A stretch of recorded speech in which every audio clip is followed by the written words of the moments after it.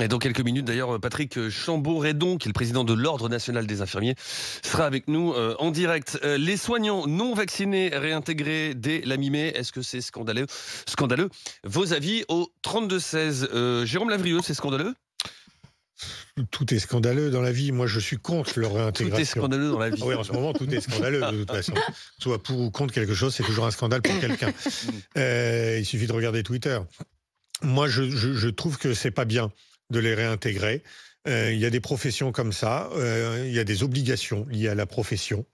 Quand vous êtes journaliste, vous avez des obligations liées à votre profession. Vous ne pouvez pas tout faire. Vous ne pouvez pas faire des ménages. Vous ne pouvez pas faire des tas de choses. Des ménages, pour ceux qui ne sauraient pas, c'est travailler pour des entreprises privées, c'est rémunéré. Voilà. Et donc, il y a une obligation vaccinale. D'ailleurs, il n'y a pas que le vaccin sur le Covid. Il y a plein de vaccins qui sont obligatoires quand on a une profession de soignant. Et moi, quand je suis un patient potentiel, quand je rentre dans un hôpital, quand je vais chez le kiné, quand je vais chez une infirmière, je ne dois pas demander à ce professionnel est-ce qu'il est vacciné ou pas sur telle ou telle mesure. Donc, est-ce qu'il va me mettre en danger, moi, ou pas? J'y vais sans le savoir. Donc, par principe, je dois me dire qu'il est vacciné et qu'il ne me met pas en danger sur ce sujet-là. Le vaccin, c'est pas une croyance. On n'est pas, je crois en le vaccin, ben non, ou je ne crois pas au vaccin, ben non, c'est aussi con que dire j'y crois. Le vaccin, c'est quelque chose de scientifique, qui a été prouvé, qui a sauvé des centaines de millions de personnes depuis que ça existe. C'était Pasteur qui a découvert les premiers vaccins. Donc, c'est pas une croyance, c'est pas en fonction de la météo, du temps, j'y crois, puis j'y crois pas, puis je suis infirmier, mais je pense que je suis hyper scientifique, ça n'a aucun sens. Sinon, alors, faut pas obliger les médecins à se vacciner contre telle ou telle maladie extrêmement importante. Faut pas obliger les mamans à faire vacciner leurs enfants. Je crois qu'il y a 10 vaccins obligatoires maintenant. Donc, on n'en finit plus. Donc, s'il y a un vaccin qui existe, dont l'innocuité a été prouvée, je rappelle qu'au début, on nous disait que j'ai la 5G, je sais plus quoi, dès que je suis vacciné. Mais c'est pas vrai. C'est des fake news. Donc maintenant, si ça a été prouvé, ce vaccin existe dans certaines professions, parce que c'est leur métier de soigner, et ben pour moi, elles doivent être vaccinées, mais libres de ne pas se faire vacciner. On peut faire des choix dans la vie, il n'y a aucun problème, mais il faut assumer les conséquences de ce choix. On a fait un débat une fois, je me suis fait insulter, même menacé de mort, parce que j'ai osé dire à la personne, mais vous avez fait votre choix, maintenant vous faites une autre profession. C'est votre choix. Vous pouvez redevenir infirmière. Faites-vous vacciner. Emmanuel Dancourt. Moi, ce que je trouve scandaleux, c'est que le ministre ministre de la Santé, dise le conseil éthique, là, rien à foutre. Ça a été, ouais, c'est ça. Non, justement, la la la recommandation a dit de oui, la autorité de santé. mais le conseil, je ne sais plus comment ça s'appelle, le conseil de l'éthique, etc., qui n'a toujours pas rendu son avis. De toute façon, on n'en a rien à foutre de son avis, puisque on va le faire, quoi qu'il en soit. Alors, après, on est à la marge, 0,3%, c'est peanuts. Mais quelques centaines de personnes. C'est pas grand-chose. Mais ce qui compte, c'est la symbolique. Moi, je trouve le débat absolument passionnant, parce que d'un autre côté, on nous dit ouais, mais on en a besoin. On en a besoin de ces soignants, il nous manque du monde à l'hôpital, etc. Mais le fait de les réintégrer ne va d'abord pas améliorer l'hôpital. Les problèmes de l'hôpital sont bien au-delà de ces 0,3% de personnes qui manquent. Ça, c'est une première chose. Après, ces gens-là n'ont pas voulu se faire vacciner parce que le vaccin faisait peur, mais aujourd'hui, on a pu prouver que ces vaccins étaient actifs pour ce qu'ils devaient et inoffensifs pour le reste. Si tant est qu'ils ne veulent pas de vaccin à ARN messager, on peut combiner les vaccins différemment, on peut refaire des vaccins. Enfin, c'est le syndicat des... Là, on va voir le syndicat des infirmiers, mais là, c'est le syndicat des médecins qui a dit mais il y a moyen de trouver des vaccins qui leur conviennent, etc. Mais moi, je me mets à la place déjà de nous, patients dans les hôpitaux. On n'est pas là pour attraper soit une maladie nosocomiale, soit le Covid. Et puis, je me mets à la place de tous les soignants qui, eux, sont restés au combat, qui avaient peut-être pas très envie de faire vacciner, qui y sont allés quand même parce que ça faisait partie de leur devoir, et à qui on dit maintenant, vous savez quoi ? Au bout de 2 ans, ils ont gagné. Alors, ils ont gagné, ils n'ont pas eu de salaire et quoi que ce soit, mais en termes d'éthique et de confiance, ça me pose beaucoup de questions. Si vous êtes soignant vacciné et que vous trouvez ça scandaleux, que des collègues non vaccinés puissent revenir travailler auprès de vous, et évidemment, vous pouvez nous appeler au 32-16. Benjamin Muller, c'est scandaleux?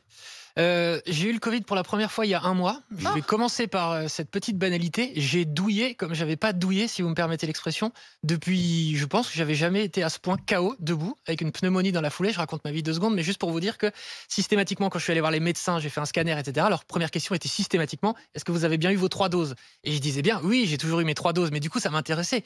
Et je leur demandais, mais vous avez encore des gens qui vous soutiennent que le vaccin servait à rien? Et tous les médecins me disaient, oui, ça continue. Donc là, on dit, je suis complètement de votre avis, que le débat est tranché, que ce vaccin fait l'unanimité, etc. Mais en fait, quand vous regardez les enquêtes d'opinion sur le vaccin, il y a encore plein de gens qui considèrent qu'au mieux, il ne vous préserve de rien, qu'au pire, on continue de... Voilà. J'ai regardé tout à l'heure, il y a un sondage IFOP du mois dernier, 29% des Français croient encore en l'efficacité de la chloroquine en 2023 pour lutter contre le Covid. Alors, je ne suis pas médecin, j'ai aucune option dans rien du tout, mais j'ai quand même l'impression que les études scientifiques ont plutôt montré que non. Ah, c'est même plus qu'une impression. Oui, non, ce que je veux dire, c'est que j'y vais doucement parce que je sais que je marche sur un fil et que globalement... Tu peux y aller, vas-y. Avec les 2 pieds. Et en fait, les complots sur le Covid qui donc continuent alimentent les attaques anti-science qui ont explosé depuis 3 ans. Et l'enjeu, moi, je trouve qu'il est là. C'est-à-dire que c'est même plus autour du Covid, c'est et les 0,3% qui veulent pas se vacciner. Écoutez, et la Terre est plate. Et la Terre est plate, on peut y aller. Juste, moi, je trouve le truc qui est intéressant dans le fait de les réintégrer, c'est que ça va quand même un tout petit peu dans le sens de l'apaisement. Un tout petit peu, de dire on vous laisse pas en dehors de, je sais pas, la communauté scientifique, médicale, etc. On vous refait revenir. C'est quand même, moi je trouve que ça va dans le sens de l'apaisement. En revanche, pour discuter donc avec des médecins sur ces sujets-là, c'est quand même vrai que quand il dit François Braun, ils les attendent pas avec des fleurs, ça va être une boucherie en interne dans les hôpitaux, les débats, parce que les médecins pro-vaccin, donc la grande majorité, ne peuvent pas tolérer après avoir vécu les 3 années. Dans le sens de l'apaisement, moi j'imagine. Non, je vois l'idée générale de se dire peut-être qu'on va faire revenir des gens qui sont pas des militants anti-Covid, mais qui n'ont pas voulu se vacciner. J'en sais rien moi, mais je ne travaille pas en milieu hospitalier, mais j'imagine que si j'étais infirmier, en milieu hospitalier, soignant, médecin, et que je vois revenir un collègue, je sais très bien que ce gars-là a dit que le vaccin, ça fait pousser des antennes, etc., que lui n'est pas vacciné. Vous avez vu, j'ai réussi à revenir sans être vacciné. Enfin, ça peut créer certaines tensions quand même. C'est sûr que ça va créer certaines tensions. Je pense que ça va prendre du temps, mais il y a bien un moment où il fallait les réintégrer, si vous voulez. Ça allait pas durer 20 ans. Mao. Oui, il y a justement quelqu'un qui me dit, et qui a l'air d'être un soignant, qui me dit c'est effectivement scandaleux, mais ils sont ultra minoritaires dans les services, quasiment uniquement des paramédicaux et non des médecins. Et croyez-moi, ils vont être agréablement reçus car personne n'en veut. Bertrand est avec nous. Ah bah, il va nous dire l'inverse, tu vois. Ouais. Bertrand est avec nous au 32-16. Bonjour Bertrand. Bertrand. Est-ce que Bertrand est là? Bonjour Bertrand. Bienvenue dans Estelle Midi sur RMC Story. Bertrand, vous nous appelez d'où? D'à côté de Bayonne. À côté de Bayonne, d'accord. Vous êtes personnel soignant? Oui, tout à fait. Je suis infirmier libéral. Infirmier libéral, d'accord. Le retour des personnels soignants non vaccinés, vous êtes plutôt pour? Ouais, moi, ça ne me gêne pas plus que ça. Ça me gêne pas plus que ça, dans le sens où, quand la crise du Covid a commencé, personne n'était vacciné, ça ne dérangeait personne. J'aurais dû commencer par ça, je vous interromps, je suis désolé Bertrand. Vous êtes vacciné? Oui, tout à fait. D'accord. Tout à fait. Bon. Oui, j'ai eu mes 3 doses, comme tout le monde. Très bien. Ça me gêne pas dans le sens où, au début de la crise Covid, on a travaillé sans vaccin, on a même travaillé avec des sacs poubelles puisque nous n'avions pas de blouse dans les services. On a des masques, on connaît tous les gestes pour se protéger, les lavages de mains, tout ça, chose que nous faisons entre chaque patient. Donc, je veux dire, il y a quand même beaucoup moins de risques de choper le Covid à l'hôpital qu'en dehors de l'hôpital. On le voit, de toute façon, maintenant, il y a des concerts, on se retrouve tous, il y a des manifs. Enfin, je veux dire, le Covid, il fallait qu'il fasse son petit bout de chemin. Moi, ça me gêne pas parce que c'est vrai qu'on manque de mains, on manque vraiment de mains dans la santé. Et je trouve ça un peu scandaleux de foutre les gens dehors alors que jusqu'à ce que le vaccin arrive, les gens étaient bien contents d'avoir du personnel sous la main. Voilà. Donc moi, ça me gêne pas plus que ça que le personnel non vacciné revienne dans les services. Bertrand, restez avec nous, si vous voulez bien. Restez avec nous parce que je voudrais vous faire dialoguer avec Patrick Chambaud-Redon. Bonjour Patrick Chambaud-Redon. Bonjour. Président de l'Ordre national des infirmiers. Merci de nous rejoindre dans Estelle Midi sur RMC Story. La réintégration des soignants non vaccinés, vous y êtes opposé, hein? On y est opposé, c'est pas tout à fait aussi tranché que ça, mais on a toujours promu la vaccination pour les professionnels. La vaccination n'est pas un acte inconnu des infirmiers, puisqu'il y a déjà des vaccinations obligatoires, notamment l'hépatite B lorsqu'on exerce, ou d'autres vaccinations. Donc, on est toujours très favorable à la vaccination, qui est une mesure efficace, dans beaucoup de pays du monde, c'est démontré, de santé publique et d'extinction de certaines pathologies. D'accord, mais alors la réintégration des non-vaccinés, vous réagissez comment ? Alors, on a travaillé avec le Conseil consultatif national d'éthique, avec Jean-François Delfrécy sur son dernier avis de juillet 2022. Et nous, on a mis une procédure en place à Tancordre où on a reçu tous les professionnels qui nous ont été signalés tant par les employeurs que par la Caisse nationale d'assurance maladie pour dialoguer avec eux dans un entretien confraternel afin de voir pourquoi ils ne voulaient pas être vaccinés. Et sur 1500 qui nous ont été à peu près signalés en France, on en a un tiers qui a repris le travail, qui a repris le processus vaccinal et environ 1 millier de professionnels qui ont souhaité ne pas reprendre. Donc, en ce qui concerne les infirmiers, on est sur une frange sur 500 000 infirmiers inscrits au tableau de l'ordre à date, très minoritaire, et je pense que c'est bien ça qu'il faut marteler, c'est comprendre que ça concerne très très peu de gens. Donc, ce qu'annonce François Braun, la réintégration dès la mi-mai de l'ensemble des personnels soignants non vaccinés, même s'ils ne sont pas nombreux, il y a un symbole. Et c'est pas rien. Ça n'a pas l'air de vous chambouler plus que ça. C'est un avis de la HAS, donc c'est un avis scientifique. Cet avis scientifique, il est clair. Les personnes qui ont pris la parole avant moi l'ont un peu décrit.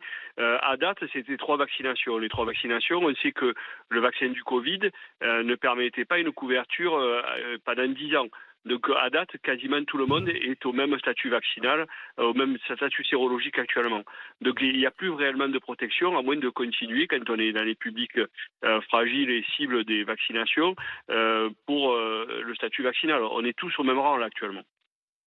Dans ce cas, ce que disait tout à l'heure Benjamin Muller, cette décision, cette annonce faite par le ministre de la Santé, elle apparaît comme un signe d'apaisement. Est-ce que vous la voyez aussi comme ça ? Vous la prenez comme ça ? C'est l'apaisement qui est nécessaire aujourd'hui ? On connaît les tensions qu'il y a dans la société française actuellement, mais effectivement, de l'apaisement peut-être, mais comme l'a dit François Braun, je pense que les gens ne vont pas être accueillis avec des fleurs parce qu'il y a eu un engagement. La profession connaît, normalement la profession est formée à l'université, donc la pensée et la compétence scientifique, nous l'avons. Donc on peut comprendre qu'il y ait des questions. Les gens qui n'ont pas souhaité être vaccinés, pour la plupart, c'était des gens qui avaient eux-mêmes ou des pathologies en cours, des traitements lourds, ou bien qui étaient des personnes qui étaient enceintes. Donc ces gens-là ont repris un cursus vaccinal. Donc ils ont bien compris l'intérêt d'être vaccinés. C'est ce qu'on a toujours proposé. Donc là, à ce jour, quand ils vont rentrer à l'hôpital, il risque d'y avoir quelques frictions, ça a été dit par les personnes avant moi. Donc je ne pourrais pas dire, mais en tout cas, ce n'est peut-être pas la solution du problème, les 1000 personnes. Bertrand, qui est avec nous au 32-16. Bertrand, est-ce que vous ne craignez pas ces tensions ? Parce qu'on peut voir le verre à moitié plein, le verre à moitié vide. Moi, je me dis, pour quelques centaines de personnes, peut-être même quelques dizaines maintenant, prendre le risque de créer des tensions dans les services, prendre le risque qu'il y ait des conflits par endroit, est-ce que ça vaut vraiment le coup de les réintégrer ? Moi je pense que le personnel soignant est plus sous tension du fait de sous-effectifs que de savoir si les gens sont vaccinés ou pas. Ouais, c'est certain. Voilà, je pense pas. Enfin, à mon avis, des gens qui sont à flux tendu dans un service seront bien contents d'avoir de la main-d'œuvre en plus, vaccinés ou pas. Donc l'accueil avec des fleurs, j'avoue qu'on s'en fout un peu. Les gens ont un libre arbitre, ils ont fait un choix. Moi personnellement, le choix de ne pas être vacciné ne me gêne pas. Moi je l'ai fait, j'ai décidé de le faire. J'ai vacciné mes enfants, enfin tout le monde a été vacciné. Après les gens ont un libre arbitre, voilà. Et je pense que de toute façon maintenant le Covid circule. Donc, ce sont eux-mêmes qui prennent un risque d'être plus touchés par le Covid que voilà. Donc, c'est eux qui font un choix. Mais le fait qu'il y ait 419 nouvelles personnes, le fait qu'il y ait 419 nouvelles personnes à l'hôpital chaque jour pour le Covid, enfin, ça me paraît pas rien, moi, même si c'est réparti évidemment dans tous les hôpitaux de France. C'est un chiffre qui peut jouer dans la balance. Patrick Chamboredon. Forcément, ça mobilise encore plus l'hôpital, ça mobilise encore plus les ressources d'avoir des gens qui contractent le Covid. Et donc, c'est un facteur de tension supplémentaire, puisque ça veut dire des lits de réa qui pourraient être pris pour peut-être rattraper le retard opératoire. Ça va être des lits de réa pour de l'accidentologie et des gens qui ont besoin de faire un séjour en réa ou d'être pris en charge de façon plus lourde. Donc, c'est aussi quelque chose qui devrait permettre traditionnellement d'être des mois moins tendus à une certaine remise au repos des professionnels qui ont travaillé très dur pendant toute la crise. C'est quand même un sujet qu'il faut absolument traiter. Donc le vaccin peut favoriser justement cette détention, empêcher le système d'être sous tension. Merci Patrick Chamboredon d'avoir été avec nous, président de l'Ordre national des infirmiers. Merci également à Bertrand qui nous appelait depuis les Pyrénées-Atlantiques, qui est infirmier libéral.